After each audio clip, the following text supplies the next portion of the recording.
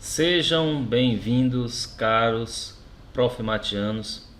Na aula de hoje, nós vamos falar sobre o que eu devo estudar para o ENA. Nós estamos na preparação para a Semana Fórmula de Aprovação no Profimate, que será realizada nos dias 31 de janeiro, 1 e 2 de fevereiro. São 3 dias seguidos, terça, quarta e quinta, nos quais nós vamos falar tudo sobre o exame de acesso e sobre o curso do mestrado profissional em matemática, o Profimate. Então não perca, pessoal, já deixa agendado aí para que esses dias às 8 horas da noite você participe, vão ter sorteios e aí você vai ter muito conteúdo rico. Você que é professor, você que é professora de matemática, que pretende ingressar no mestrado profissional em matemática ainda deste ano de 2023. Eu vou dizer quais são as vantagens de você entrar ainda em 2023 em relação àqueles que ingressarão no ano que vem. Isso que eu digo, entrar agora, né, fazer a prova agora para começar o curso em 2024, tá certo? Muito bem, então vamos para a aula de hoje, cujo tema é o que eu devo estudar para o ENA. ENA é o Exame Nacional de Acesso, o exame que você faz para ingressar como um mestrando no Profimate, tá? Então vamos lá. No primeiro slide eu já trago o conteúdo programático daquilo que vai ser cobrado no exame de acesso. E aí eu trouxe já um recorte do edital, onde você tem ali em destaque os 11 assuntos que ele cobra: proporcionalidade, porcentagem, equação e inequação do primeiro grau função afim, equação e inequação do segundo grau função quadrática, teorema de Pitágoras, áreas e volumes, razões trigonométricas, métodos de contagem, probabilidade, noções de estatística, triângulos, congruências e semelhanças, PA e PG, para ser mais simples. Tá, aí nós vamos ver de cada um desses assuntos 3 questões que eu separei basicamente dos últimos 3 anos, mas pode ter questões de anos anteriores ainda, porque teve desses últimos 3 anos algum assunto que não foi cobrado, e aí eu tive que pegar de um ano mais anterior, e isso é bom, tá? Porque a gente tem uma ideia de diversificada ali das questões que estão sendo cobradas de todos os assuntos, tá certo? Então podemos começar? Vamos lá. Primeiro assunto, então, proporcionalidade e porcentagem. Eu tenho questões do ano de 2023, 21 e 18. Do ano de 2023, eu trago a questão de número 2. Eu sempre digo que as primeiras questões, basicamente ali, não é uma regra extremamente fidedigna, mas normalmente aquelas primeiras questões, né, isso ocorre em qualquer prova, mas isso também é observado no exame de acesso ao Profimate, que são questões mais simples, tá? mais triviais um pouco. Eu falei, não é regra, tá? Mas normalmente são. E aí as outras questões, sobretudo as últimas, são aquelas questões mais complicadas. Como o objetivo é você fazer o máximo de questões possível, porque nesse exame em específico tem principalmente vários polos. Você tem que fazer, quase fechar a prova para você poder entrar como aluno. Então é importante que você saiba dosar bem a questão tempo e facilidade de questão, tá? Essa questão de facilidade é muito relativa, né? Então vamos lá, vamos às questões em si. Então a questão de número 2, de proporcionalidade e porcentagem, diz assim, ó, numa classe de 50 alunos, 36 foram aprovados, o percentual de alunos reprovados nessa classe é. E aí ele pergunta ali uma questão de porcentagem, e a gente vai ver que eles cobram, parece muito mais porcentagem do que realmente proporcionalidade. A quantidade de questões de porcentagem, a porcentagem de questões de porcentagem é maior do que a porcentagem de questões de proporcionalidade. E isso é bom, porque creio eu que as questões de porcentagem sejam um pouco mais simples. Mas olha só, essa questão em particular é uma questão muito, muito simples. O que você tem que fazer é fazer uma subtração ali e verificar a porcentagem. Bem simples. Eu acho que uma das questões mais fáceis já foram cobradas no exame de acesso. Já a questão 16, que é a questão de 2021, ele fala de taxa de juros. Qual taxa de juros composta semestral equivale à taxa anual de I%? Então você quer ter que fazer uma conversão de taxa juros compostos semestral para anual. Você pode fazer isso sem saber de fórmula? Pode. Você pode fazer uma equivalênciazinha ali, apenas com conceitos básicos de matemática, mas você terá dificuldade, você vai perder tempo. Tempo é dinheiro, tempo é ouro, principalmente nesse exame. E você vê que é uma questão um pouquinho mais elaborada, né? É matemática financeira, mas cobrada dentro do conceito de porcentagem. Na questão de 2018, ele fala sobre que uma grandeza G que depende das variáveis x, y, z é diretamente proporcional ao quadrado de x, diretamente proporcional à quarta potência de y e inversamente proporcional ao cubo de z. Se as três grandezas x, y e z dobrarem de valor, podemos dizer que. Então aí você vai ter uma questão relacionada ao conceito de proporcionalidade, onde você tem que tomar bastante cuidado com relação àquilo que se pede, porque ele pede variações, né? Diretamente proporcional a um quadrado, diretamente proporcional a uma quarta potência, inversamente proporcional ao cubo. Então você pode, em questões desse tipo, colocar um valor para você fictício e dali você fazer a manipulação. É uma das saídas, tá?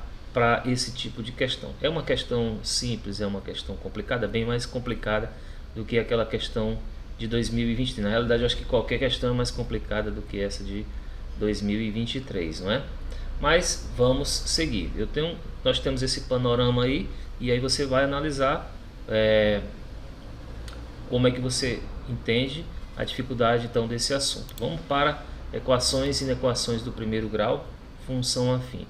E eu já digo de antemão que esse assunto ele não é tão cobrado nos exames de acesso. Note aí que eu coloquei até uma observação que não houve nenhuma questão desse assunto no ano de 2021.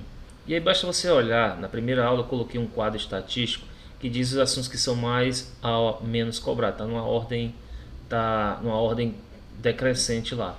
E aí você vai ver aqui esse tópico de equação e equação do primeiro grau, função afim, ele está lá embaixo, ele não é tão cobrado assim, mas não vale a pena desprezar, né?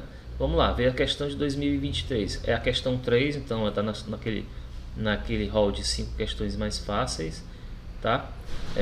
O gráfico da função f dos reais nos reais, definida por f de x igual a x mais b, e intersecta o eixo horizontal OX no ponto de abscissa igual a 4 e o eixo vertical OY no ponto de ordenada igual a menos 12. O valor de A mais B é igual a... Também é uma questão muito simples. Ele dá uma forma genérica da equação da função do primeiro grau f de x igual a x mais b, diz onde ela é representada por uma reta graficamente, e ele vai dizer onde é que essa reta toca o eixo y e o eixo x. E basicamente ele quer saber dos coeficientes a e b, e depois você soma. Então é muito simples para um professor de matemática aí. Essa é uma questão extremamente básica, aquela questão que, como aquele do slide anterior de proporção, você não pode perder. Vamos agora para a questão de número 8 do ano de 2020. Tem um gato aqui que está meio exaltado. Questão 8 de 2022. Usaremos a notação max AB para indicar o maior dos números reais A e B. Isto é, max AB vai ser A, se A é maior ou igual a B, e será B se B for maior que A. Podemos afirmar que a solução da inequação max 3x mais 4, 2 menos x maior que 7 é o conjunto. Então ele inova aí com uma nomenclatura max, e aí coloca os dois números, não é tão difícil, você dá dois números ali como um par ordenado, o max vai ser chamado ali, que é o máximo, né? O A se ele for maior e o B se ele for maior. Se houver igualdade, ele diz que o maior é A. E aí inclui ali uma desigualdade, uma inequação, e pede para você encontrar o conjunto de solução daquela inequação ali, tá certo? Então você vê que varia um pouco, diferencia, ele dá ali uma pitadinha a mais ali para você ter que pensar, mas enfim, é uma questão mais simples, mais difícil. Perceba aí as nuances que o elaborador vai cobrar, tá? 2019, a questão de número 9 pergunta: dois carros partem da cidade A para a cidade B na mesma estrada, cujo trecho entre A e B mede 120 km. O primeiro carro parte às 10 horas com velocidade constante de 60 km por hora e o segundo carro sai às 10h10 com velocidade constante de 80 km por hora. a que horas o segundo carro alcançará o primeiro. Então ele já disse que o carro será alcançado pelo segundo carro, ele só quer saber que horas, a partir das 10 horas onde ele partiu. Então uma dica aí é você puxar esse de 10 e 10 para 10, usando ali a fórmula, né? T-10, e verificar a que horas ocorrerá esse encontro. Essa questão ela é interessante porque há poucos dias eu tive dando uma aula sobre questões do Profimate, e uma das questões foi basicamente idêntica a essa. E só que a questão que eu havia passado, a diferença que havia era que não eram carros, eram barcos.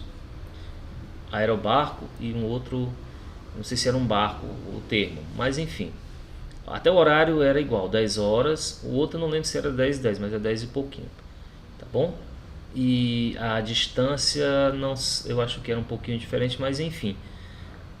O que aconteceu foi que o elaborador tirou essa questão da prova de 2019 exatamente da referência bibliográfica do edital.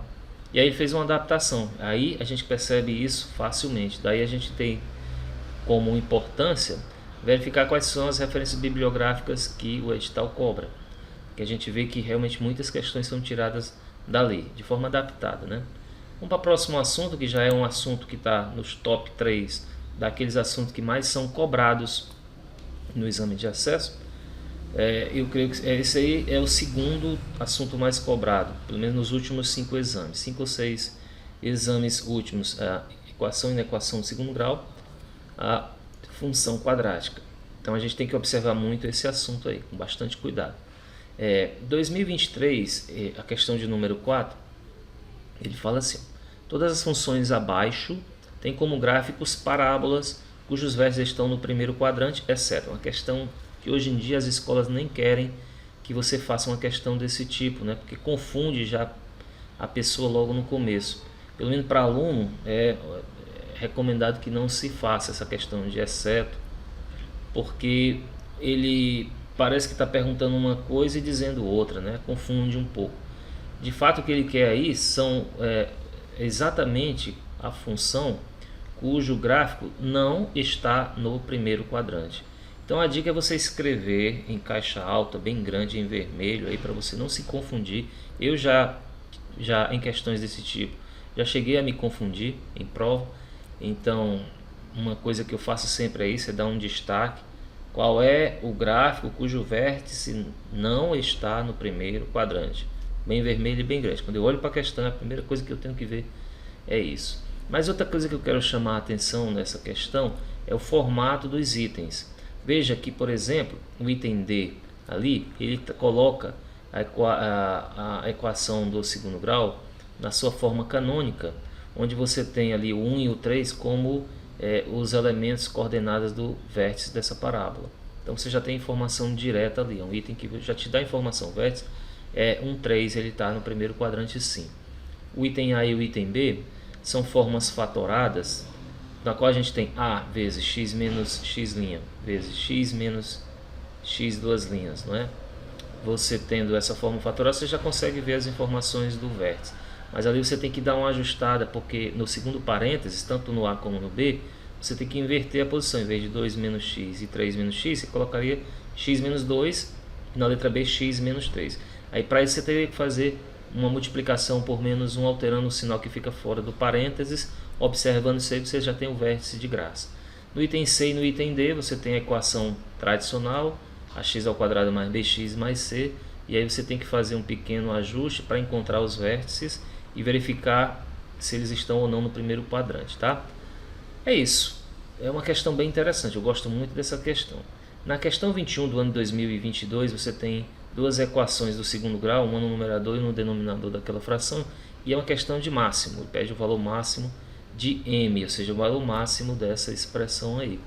Tá? É uma questão aí que você tem que observar, e um detalhe muito importante nessa questão é que o numerador é uma unidade a mais do que o denominador. Isso tem que ser levado em consideração para o desenvolvimento da solução dessa questão.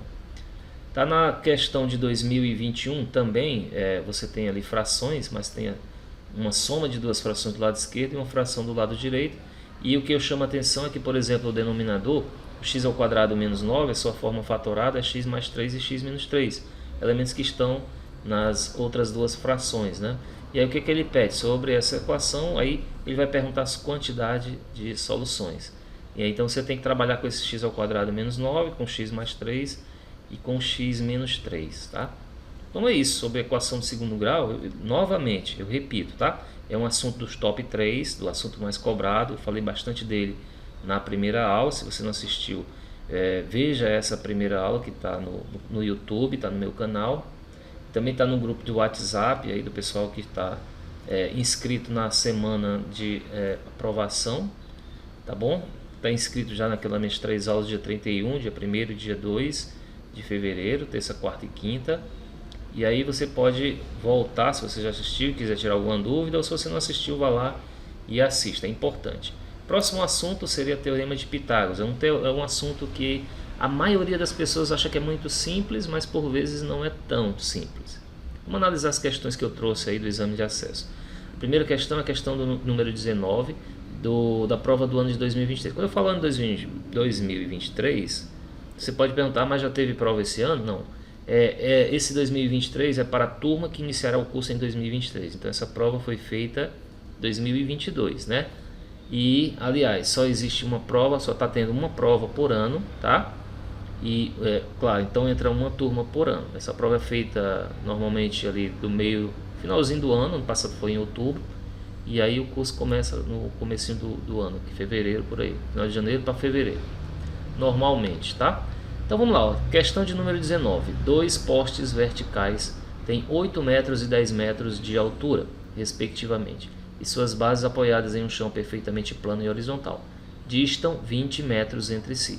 Se um ponto de segmento que une as bases dos postes está à mesma distância dos topos dos postes, a distância em metros deste ponto à base do poste mais baixo é... Então dali você já percebeu que você vai ter que montar dois triângulos e utilizar o teorema de Pitágoras para encontrar o que ele pede ali, tá? A distância do ponto é uma hipotenusa de um desses dois triângulos ali, tá certo? Não é uma questão tão difícil não, essa questão é bem simples. Você sabia que às vezes a gente analisa uma questão até pelos itens, não é? Se tem uma complexidade muito grande na resposta, já mesmo achando que a questão é simples, já sabe que vai ter trabalho com ela. E ali você vê que não tem muito problema ali. Tudo é quase 10, né? 10, pouca variação ali. E vamos para a questão 19. Eu tenho uma outra questão do Teorema de Pitágoras que está no outro slide. Então, pelo menos 3 questões de cada assunto eu trago para a gente poder fazer um paralelo, tá? E se eu estiver falando muito rápido, você pode pausar, verificar e tomar isso aí por base para verificar o nível de questões que são cobradas de cada um dos assuntos. E aí ainda conseguir procurar buscar outras questões ainda relacionadas a um assunto determinado que você queira detalhar. Então, questão 19. Na figura abaixo, ABCD é um quadrado de lado de medida 2. BE é igual a CE. Esse triângulo aqui, ó, à direita, é um triângulo isósceles. Isso que ele quer dizer. E DF é igual a CE. DF é igual a CE. Aqui em cima você tem um outro triângulo isósceles. Então, sobre os lados desse quadrado, você tem dois triângulos isósceles e ele pede a medida desse segmento EF aqui, ó. Bom, o item D e E são itens bem complicados. Se forem algum desses dois a resposta, você vai ter, né, uma dificuldadezinha para buscar. A gente analisa assim, A, B e C são mais simples, tá? E aí, bom, enfim, eu não vou resolver questão, mas a gente fica, né, se coçando para dar uma ajuda aqui. A ideia é que você busque ali como é que você vai resolver. A gente está aqui a nível só de encontrar, ver o tipo de questão, identificar ali a dificuldade que tem, pelo menos aquela primeira vista olhando para os itens. A última questão relativa ao Teorema de Pitágoras, e é interessante essa figura, eu vou te dizer já por quê, é do ano de 2021. Sobre um segmento AB, esse segmento aqui da base, são construídos dois quadrados adjacentes com lados de medida x e y, conforme a figura. Podemos afirmar que a medida do segmento CD é em função de x e y, mas os itens aqui já dizem isso, é dado por. Tá, ó. Então o que é que você vê? Uma questão simples, né? Você tem dois quadrados justapostos ali, por um dos lados e um dos vértices, e ele pede um segmento. A questão aparentemente simples, ele está ali no rol dos 5 questões, então não deve ser uma questão. Dá para entender que você tem que dar uma prolongada. Não vou dizer que só existe uma forma de resolver, né? Mas aqui dá a entender que você tem que prolongar aqui, encontrar um triângulo retângulo, enfim. E aí segue, tá certo? E outra coisa que eu quero chamar a atenção, e foi meio que uma coincidência, olha para essa figura e olha para a próxima figura do próximo assunto, áreas e volumes. Essa questão aqui é uma questão do ano de 2021 e eu juro que não foi proposital. Bom, questão do ano 2021, essa é de área e volume, questão do ano 2023. Parece que ele aproveitou os mesmos dois quadrados, né? E agora ele pede não aquele segmento, ele pede uma área aqui, ó, essa áreazinha aqui. Então interessante, né? Já é uma informação importante de que tipo de disposição que eles gostam de trazer. Dois quadrados ali unidos por um vértice de tamanhos bem parecidos com esses que estão aí na tela. Será que cairia uma terceira questão ainda com esses dois quadrados, né? Ou ainda com uma posição um pouco diferente da posição desses dois quadrados? É uma coisa interessante a se perguntar. Então aí, enfim, o que ele quer é a área desse triângulo aqui, ó. E aí sim, você tem a diagonal do quadrado, você tem uma outra diagonal que, se você estender aqui, você forma um retângulo compridão, né? E aí você teria a diagonal desse retângulo. E você tem também aqui, ó, esse lado do triângulo sombreado, que ele é a hipotenusa desse triângulo retângulozinho que está bem aqui. Bom, aí os lados do quadrado ele dá, que é 7 e 3. E aí as respostas já mostram que as contas não devem ser tão complicadas. Tá? Resta você analisar. Vamos ver as outras duas questões sobre área. Essa aqui já eu acho um pouco mais bem elaborada. Não é que seja mal elaborada aquela questão, né? Mas assim, um pouco mais dificultosa. ABCD é um quadrado de lado 4, conforme a figura a seguir. BE é igual a 1, esse segmento daqui para cá é igual a 1. O centro do quadrado é esse O. E aí a gente tem o F como interseção dessas duas retas aqui. Desses dois segmentos, ele pede essa área sombreada. E aí eu quero também te trazer uma informação que eu acho que é muito legal. E percebi isso, que em questões de área, você tem sempre que utilizar ou teorema de Pitágoras, ou proporcionalidade, ou semelhança entre triângulos. Então é muito bom você estar atento a esses itens quando vai fazer uma questão de área do Prof. Mate, tá certo? É só uma informação legal que eu quero te trazer. A próxima questão seria também uma área de um pedaço da figura, no caso aqui é um triângulo, esse triângulo tem área igual a 1, e ele quer esse aqui. Uma coisa importante é que esse M aqui, ó, esses dois segmentos internos a esse triângulo, ó, ABC, são medianas. E aí você pode usar as propriedades de mediana, você tem que saber as propriedades de mediana, né? As propriedades do baricentro, em que ele corta, o baricentro ele divide cada mediana dessa na razão de 2:1, e essa é uma informação importante.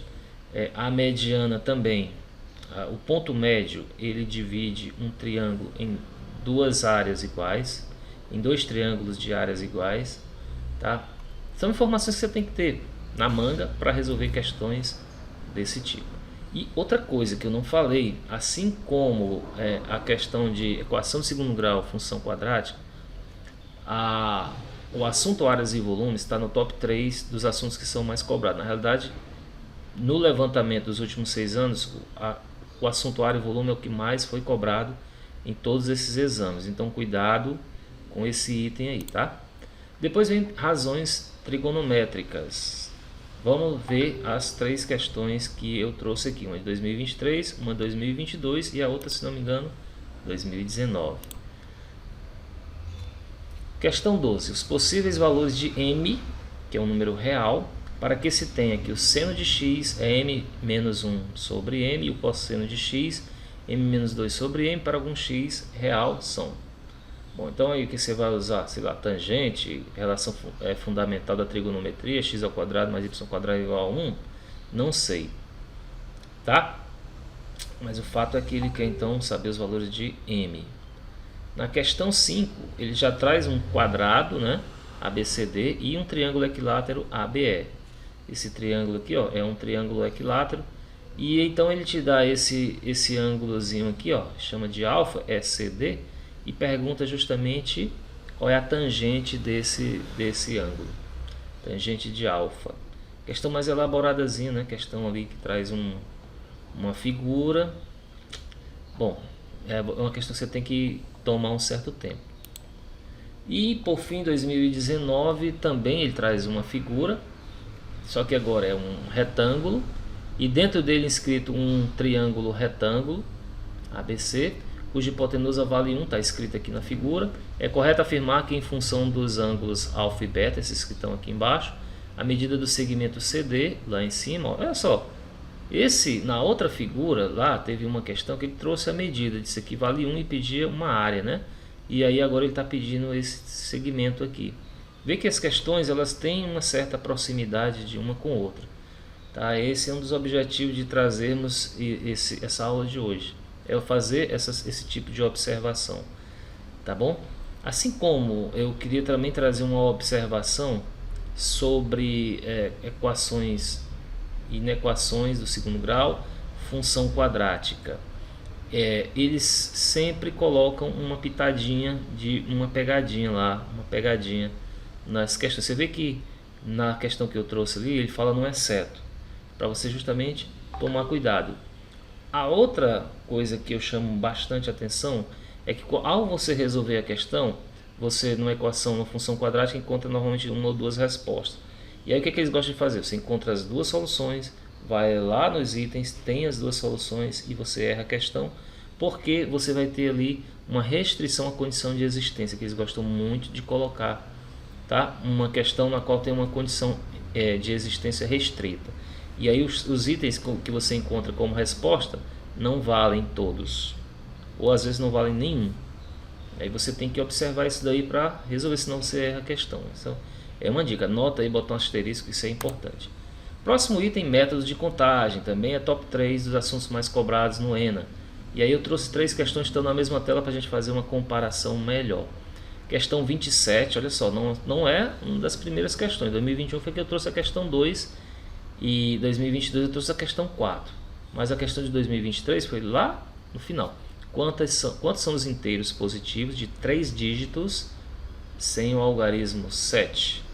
Então tá, você tem que pegar ali os inteiros positivos de 3 dígitos. Então começa no 100 até o 999, tá? Então aqueles que não tem o algarismo 7. O que você tem que fazer?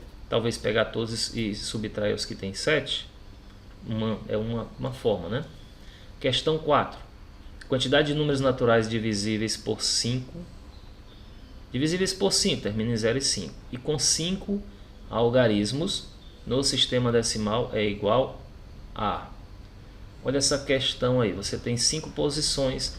Você tem várias formas de você fazer. Fazer realmente a contagem. Começa no 10.000, termina no 99.995, que é o último 5 algarismo divisível por 5. E aí de 5 em 5 você tenta fazer uma contagem desses elementos. A outra forma é posicional. Você coloca 5 posições, verá aqui o dígito, lá o algarismo das dezenas de milhares. Você não pode começar, não pode ter 0, então são 9 possibilidades. Depois você tem 10 possibilidades, 10 e 10. O algarismo da unidade milhar, das centenas e da dezena. Pode ser qualquer algarismo, então você tem 10 possibilidades. No algarismo da unidade, só o 0 e 5. Então, essa aí até dá para responder direto. É 9, 10, 10, 10, 2, 18.000, letra B de bola. Questão fácil. E aí eu trouxe 4 questões aqui desse estilo aí pra gente, desse assunto pra gente ver. Quantos números de 3 algarismos possuem pelo menos 2 dígitos consecutivos iguais? Questões desse tipo. Há uma forma de resolver, que não é a única forma, né?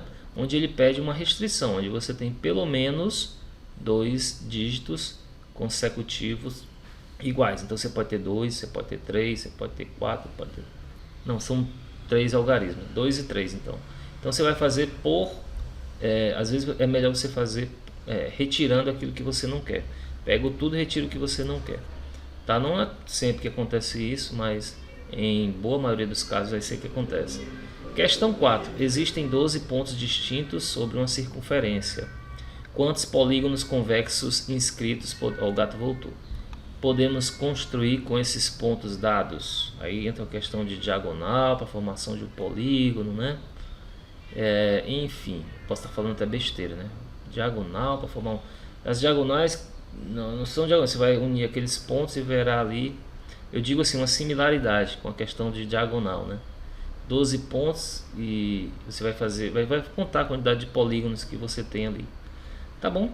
Beleza, qual é o próximo assunto então? Probabilidade. Às vezes probabilidade é uma pedra no calcanhar, aí, uma pedra no sapato de muita gente. Vamos dar uma olhada nas questões que eles cobram. Um professor deseja sortear um livro entre os 20 estudantes de uma turma de acordo com seus respectivos números no diário de classe, de 1 a 20. No momento do sorteio, o professor percebeu a ausência da aluna Sandra, cujo número no diário é 16. Com essa ausência, combinou com os demais alunos que, se for sorteada a bola com o número 16, haverá um novo sorteio sem essa bola na urna. Qual a probabilidade de André, cujo número no diário é 1, ser sorteado? E aí você vai analisar se a questão do número 16 está ou não está, influencia em alguma coisa. Tá certo? E até que coloca um item lá, 1 sobre 16, para chamar você a atenção aquele item D ali. Tá? Então seria 1 sobre 20, 1 sobre 19, 380 ou 1 sobre 10. Tá? Então é de se analisar, verificar essa questão com determinado cuidado, né? E o que eu chamo a atenção não é nem a questão em si. O que eu chamo a atenção é quanto tempo você levaria para pensar em uma questão dessa. A primeira coisa que você faz quando vai fazer uma prova é analisar o tempo de prova, número de questões, ou seja, quanto tempo você tem por questão. E aquelas questões que são ali as 5 primeiras, caso venha como via de regra questões fáceis, você vai ganhar tempo para as outras, sobretudo para as últimas, ou para alguma intermediária mais complicada. E aí há de se ver se você vai ter tempo de resolver todas as questões ou se você pode perder tempo. E ainda tem um fator de que você tem que quase fechar a prova ou fechar a prova em determinados polos para você garantir a sua entrada. É um complicador. Então veja que você tem que realmente estar ali na ponta da agulha, tem que estar afiado para resolver essas questões, tá? Isso é uma observação importante e não acho tão legal, né? Porque tem provas que você faz 60% você está dentro. Aqui tem polos que você faz 28 questões e está fora. Já vi isso. Das 30 a pessoa faz 28 e fica fora.